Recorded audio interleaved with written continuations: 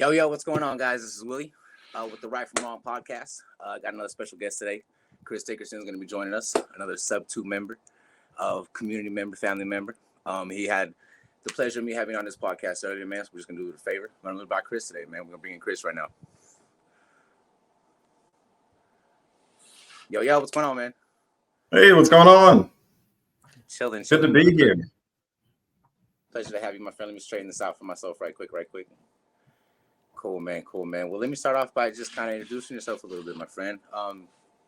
How'd you kind of get into this business, man? Tell me a little about yourself, your past. You got family, kids, wherever you want to start. So I got into real estate at the end of July, end of June, July, one of those. It's when I joined too. Okay.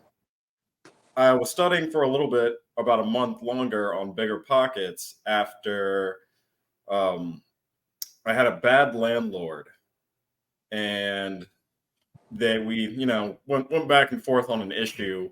Was a busted pipe that they tried to get us to pay for, and at the end of the day, they said if you don't pay X amount, then we're not going to renew your lease. But during that process, we were trying to rewrite our lease to make sure that we stayed protected, because we felt like they were going to try to screw us over in some way.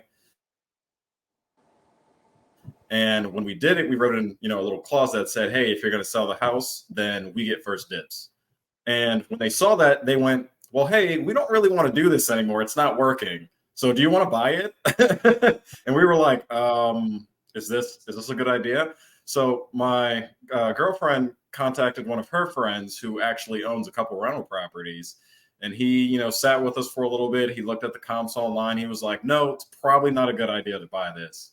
And, he went through his whole spiel. And then I was sitting there and I was like, okay, well, you own some properties. Like, how did you get into it? He's like, yeah, go on Bigger Pockets and look for this, that, and the third. And he was like, I recommend you putting, maybe like 200 hours of research.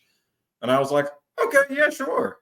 And next thing I knew, I was constantly on Bigger Pockets, constantly learning every other little nuance until Wealth Without Cash came out. And then I found Pace. And I was like, oh, Bigger Pockets is like, get a loan, do this, do that, save up all this money. I went back and looked at one of my posts and it was like, hey, I've been learning here for so long. I can't wait to save up all this money and get my first rental property by this time. And I'm sitting there looking back like, why the hell would I do that? I love it, man. So first off, a man of action. He was not going to be a victim, right? Most people would have just sat back and just played victim, scream, cry for help. That's awesome, first of all. So salute to you and yours on that. Whether it was not a good deal or not, it's not the point, man. I'm really excited to hear that's how it brought you into the journey. Bigger Pockets is actually one of the ones I was listening to too. It's very addictive. So I don't blame you at all, man. Pace is another blessing, man. So I'm glad he brought you to this. Was it just that interaction with the lease and the people that you kind of knew about real estate that brought you towards that? Is something you kind of always had in the back of your mind? Was that something that you just kind of recently fell in love with? It was definitely recent. I have never thought about investing in real estate in any capacity. Okay. Well, what did you do prior to real estate then? I was in the military for 3 years. Hey, well, salute, man. Thank you for your service, my friend. Thank you for your support. And so once I got out, I lived in El Paso for a while, and I couldn't find a job around there, so I fell on hard times. And then I had to move back home to Maryland, and I ended up getting a job at like some food company. Ended up changing jobs, moving up to PA, and here I am. And then I got into real estate, where I'm still getting it. Oh, it's a lifetime journey. Once you're bitten by the bug, it's for life, my friend. You say El Paso, I hardly ever hear that. I'm actually located. Spent a lot of time in Carlsbad, New Mexico, right? One of the closest places to that, outside of Las Cruces. It's in that whole area, man. So that's kind of cool to see the way the world kind of brings people together. Because my little section of the country down there. Not a lot of people are familiar with or favoring for a lot of Mhm. different reasons. I actually really enjoyed Las Cruces. It was a nice area. Yeah, the mountains are beautiful, my friend. The mountains are Hmm. beautiful, man. Well, again, thank you for your service, man. I do appreciate that. Of Well, it's course. cool that you found a passion in real estate. That's something it's changed a lot of lives. I mean, what do you how are you going about your path right now? What have you started with? What are you focusing on right now yourself?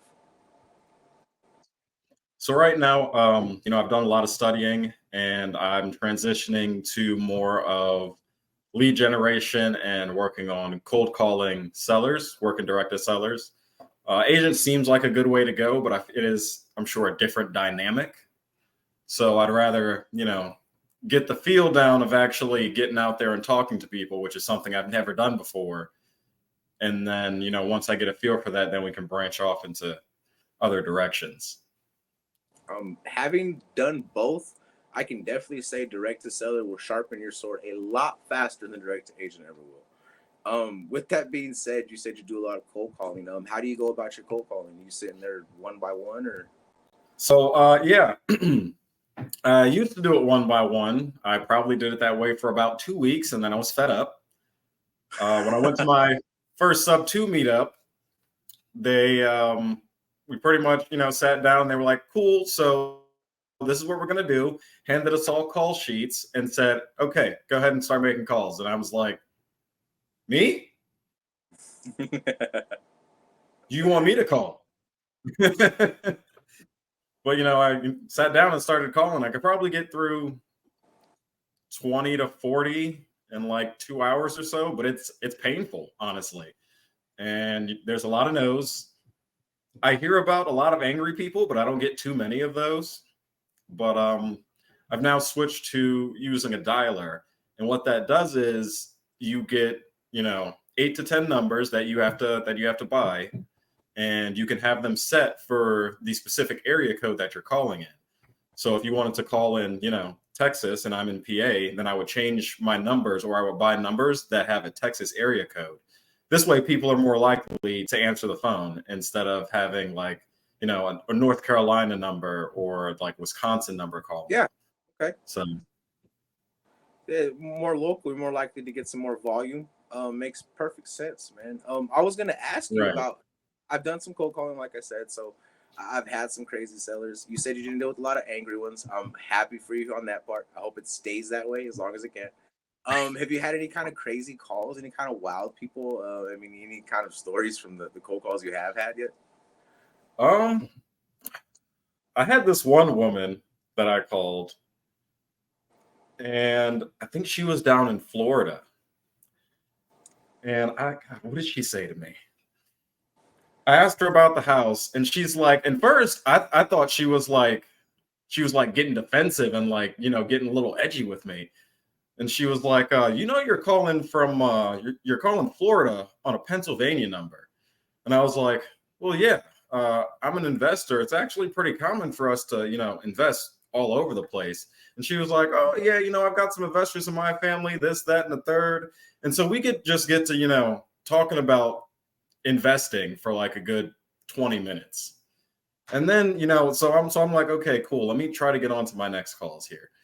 And I'm like, all right, well, hey, it was good talking with you. And then she's like, yeah, in Florida we got swamps.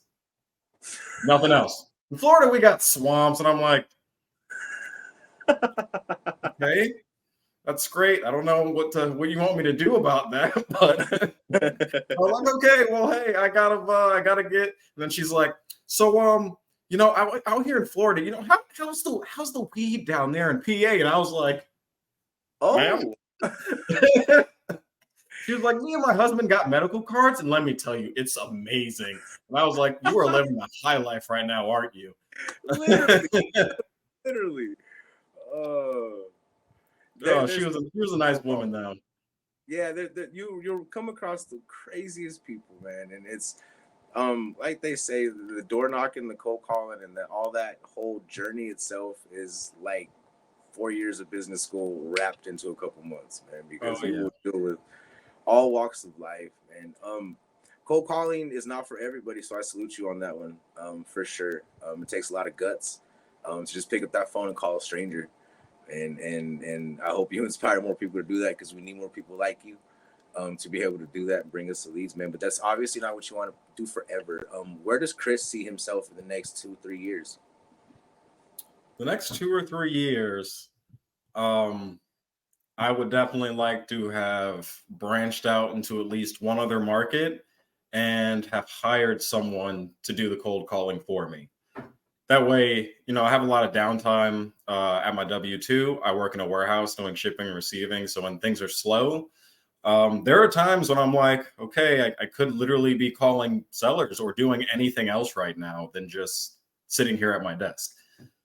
And so, if I'm able to hire out what I'm doing now and just, train someone or hire a VA to get more leads coming in, then, that's really the next step for me. That's awesome, man. Well, with that being said, there will be hopefully a lot of eyes to see this, now and in the future to come, and I continue to see you as grow. Is there a certain place they can find you, certain tags or anything, man? We'll pop those in the descriptions on YouTube when we drop this. But I mean, is there any specific place you want to be reached out to and be found? I mean, what are you looking for right now? What do you need? Oh man, what do I need? To be honest, I would definitely like to work on a team. I feel like it would give me, more structure than just doing everything alone and, being the only one who's holding me accountable.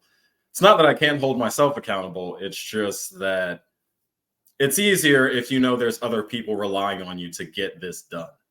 Most definitely, most definitely. It's something that helps us kind of just, we don't want to let ourselves down, but it seems harder to let somebody else down it's dependent on you, right? And it's just makes you want Absolutely. a little bit further. That's awesome, man. That's awesome. Is it just you working by yourself right now doing deals? Have you JV'd with anybody? Have you got any deals under your belt yet? I have not JV'd with anyone yet. I haven't done a deal yet. At this point, when I, talk to other people and ask for help and I get, DMs on Facebook and all that, once we actually get started and talking about where I'm at, it seems like most people think I'm at a lower spot. And then I tell them what I've been doing. And they're like, oh, dude, what, you're good. Like, keep doing what you're doing. And so at this point, now the goal is to go and find a problem and go, hey, how do I fix this? So I've asked a couple people, in the meetups I go to, like, what are their buy boxes? What are they looking for? So that when I do come across something, I know who to go to. Good strategy, man. I can definitely appreciate that. It does get a little difficult, and you're setting up in the what, the PA area, right, Pennsylvania? Yep. The Awesome. around the Chambersburg area, right on the border. Awesome. Well, I don't see a deal far off in your future, my friend. I really do not. As far as is there anything that I can provide for you, man? I mean, is there anything that you? Let me ask you this instead. You talked about teams and stuff. How big do you see Chris getting, man? I mean, let's forget about the time frame and stuff. What is your goals at the end of the day? Do you see a 14, 15 man team? Do you see, I mean, just a couple people in the office? How big does Chris want to go? To be, I'd rather keep it small. I mean, I would like to grow to the point where, I could, pull myself out of the business and it works without me. But I don't see myself running this, 1,000-person company. As long as we're, I'd rather keep a small enough crew that can run the business effectively without getting stressed, without putting too much stress on the team, and then just add more people as we actually need them. So I mean, it just really depends. Okay, organic growth. I like it, man. Some people got huge dreams, some people don't. I love and respect both, honestly, because as long as we're happy, that's all anybody really needs to be focused on. I mean, paying them bills, Absolutely. making sure the tummies are full. I mean, and we can wake up smiling and look ourselves in the mirror and just be proud of what we're doing, man. I won't keep you too much longer, but I know you got to get going and stuff. So I do appreciate your time, my friend. As far as the project forward, that's kind of what brought us here in the first place. Do you see yourself really monetizing in the future very soon as far as these things go? I know that's kind of what the main goal is. I didn't really think about that at first, but it's definitely something I will be considering, is building a presence on YouTube, and not only interviewing people in real estate, but trying to interview all walks of life, honestly, to maybe help more people get exposure in their businesses. And so you never know what you're going to learn for something, or how what you're learning might apply to what you're actually doing. Yeah, no doubt, man. I'm excited myself about the courses and being able to build courses and provide those for other people, man. With your cold calling experience and what you're doing, man, that might be something for you to look into. As far as these courses go, I'm not sure when that part's going to come out. We know Pace is sporadic as it comes. You know, we're going to come running when he says it's time to come running, right? So Right. we'll get. And again, I do appreciate you, Chris. Thank you for spending your time with me here, man. This has been the Right from Wrong podcast, guys. Thank you guys for everything. Y'all have a great night. Laters.